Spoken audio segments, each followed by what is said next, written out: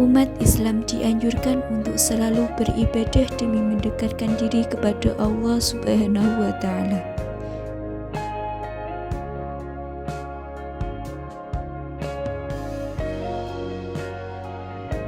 Di antara ibadah yang paling penting dan mudah untuk mendekatkan diri kepada Allah adalah thalabul ilmi.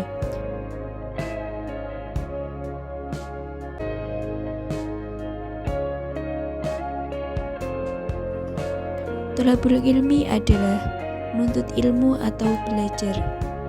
Islam mengajarkan umatnya untuk menuntut ilmu, terutama ilmu agama.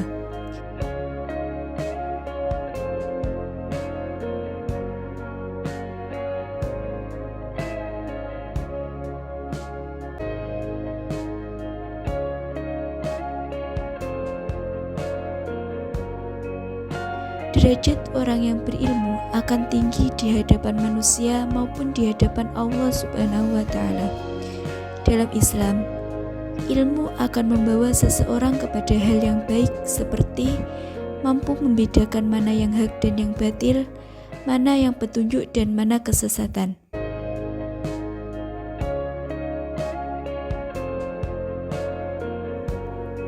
Selain itu, menuntut ilmu hukumnya adalah wajib bagi setiap muslim, tidak memandang usia maupun jenis kelamin.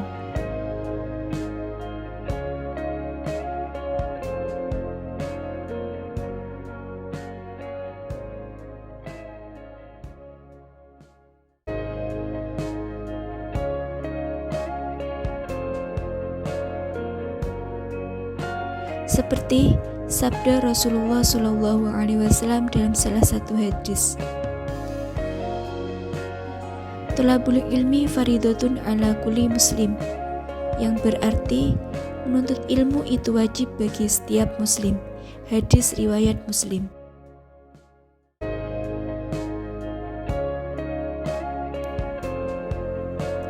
Kewajiban menuntut ilmu dalam hadis tersebut adalah ilmu agama, yaitu tentang akidah, akhlak, muamalah, beribadah kepada Allah, menjalankan perintahnya dan menjauhi larangannya.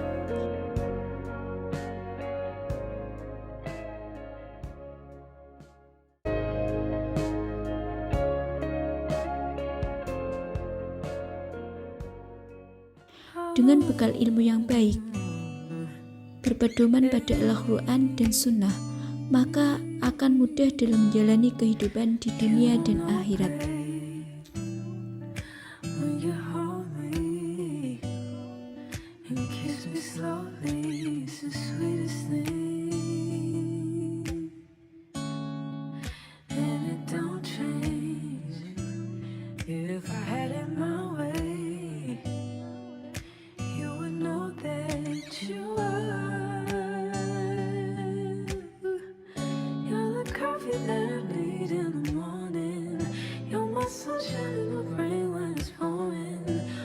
Give yourself to me, give it all.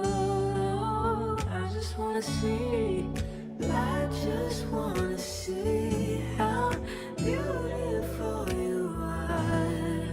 You know that I see it, I know you're a star.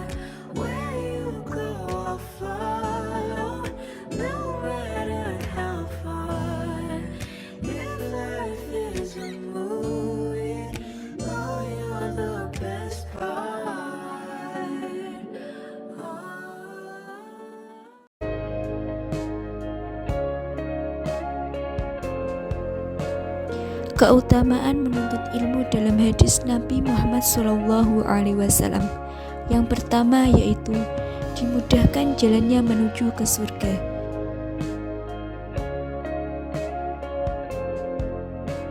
Seperti sabda Rasulullah SAW, "Waman salaka tariqan yaltamisu fihi ilman sahalallahu lahu bihi tariqan ilal jannah."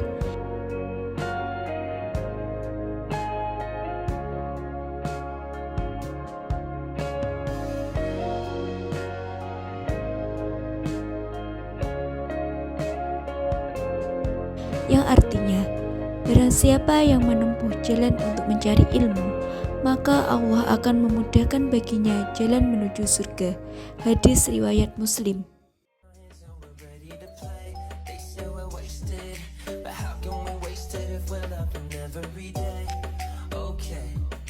Yang kedua yaitu ditinggikan derajatnya.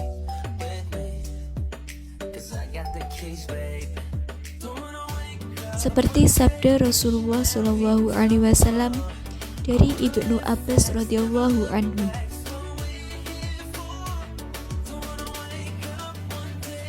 ketika menafsirkan ayat Allah yang artinya Allah meninggikan orang-orang yang diberi ilmu atas orang-orang yang beriman beberapa derajat. Hadis riwayat Darimi. Yang ketiga yaitu dicintai oleh Rasulullah SAW.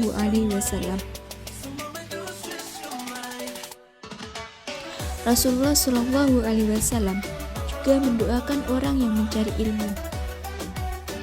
Seperti sabdanya dari Zaid bin Sabit, yang artinya, saya mendengar Rasulullah SAW bersabda, "Semoga Allah memperindah orang yang mendengar hadis dariku, lalu ia menghafal dan menyampaikannya kepada orang lain."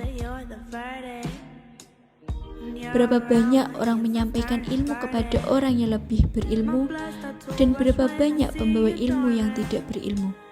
Hadis riwayat Abu Dawud. Yang keempat adalah paling utama. Dari Utsman bin Affan, ia berkata, Nabi SAW bersabda, "Orang yang paling utama di antara kalian adalah seorang yang belajar Al-Quran dan mengajarkannya." Hadis riwayat Bukhari. Yang kelima yaitu akan dimintakan ampun seisi bumi dan langit. Dari Abu Ad-Darda, ia berkata, "Aku mendengar Rasulullah SAW bersabda, sesungguhnya akan memintakan ampun untuk seorang yang alim, makhluk yang di langit dan di bumi, hingga ikan hiu di dasar laut." Hadis riwayat Ibnu Majah. Dengan ilmu akan membawa kebahagiaan bagi seseorang baik di dunia maupun di akhirat.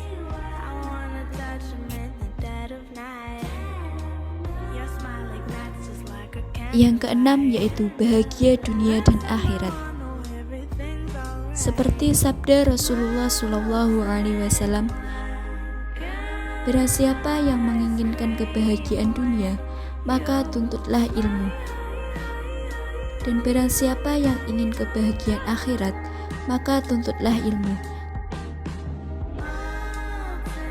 Dan barang siapa yang menginginkan keduanya, maka tuntutlah ilmu pengetahuan."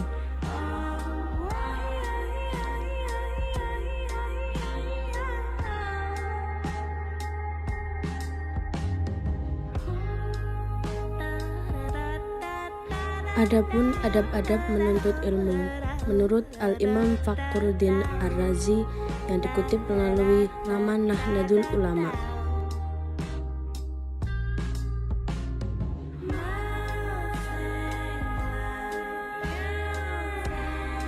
Yang pertama, mengerti dan bersikap tawadhu atau rendah hati terhadap guru.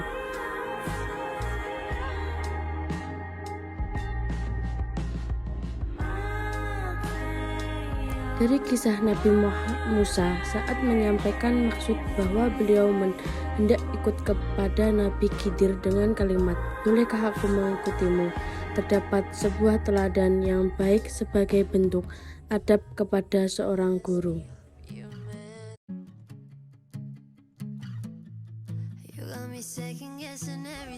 Artinya, sudah seharusnya bagi seorang murid sebelum menimba ilmu dari gurunya agar meminta izin terlebih dahulu dengan cara mengikarkan kesedihannya untuk ikut dan mengabdi terhadap apa yang akan diajarkannya. Hal itu adalah salah satu bentuk ketawaduan atau sikap rendah hati yang begitu agung dari seorang murid.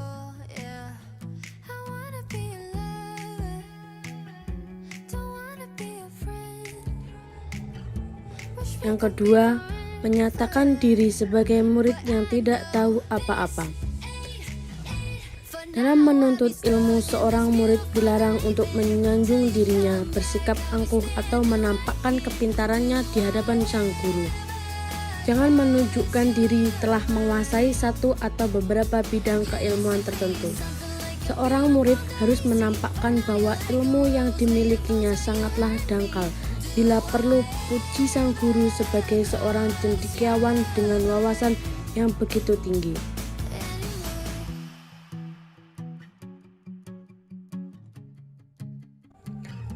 Ketiga, mengakui bahwa semua datanya dari Allah Subhanahu wa Ta'ala. Dalam menuntut ilmu, seorang murid harus meyakini sepenuhnya bahwa seluruh ilmu itu datangnya dari Allah Subhanahu wa Ta'ala, termasuk ilmu yang dimiliki guru.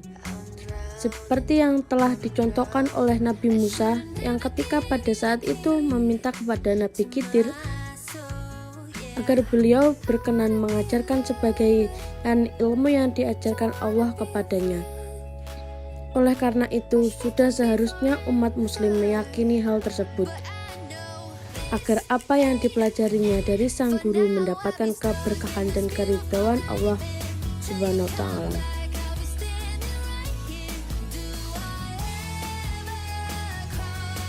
Keempat, belajar harus untuk ilmu, bukan yang lain. Umat muslim yang sedang menuntut ilmu harus mampu memperbaiki niat dan tujuan dalam belajar. Jangan sampai niat belajar itu ditunjukkan sekedar untuk kemegahan. Berkaitan dengan hal ini, Rasulullah SAW bersabda, "Seluruh amal perbuatan itu tergantung pada niatnya, dan setiap orang hanya akan memperoleh ganjaran dari apa yang diniatkannya. Oleh karena itu, barang siapa hijrahnya menuju keridhaan Allah dan Rasulnya, maka hijrahnya itu menuju ridhonya Allah dan Rasulnya.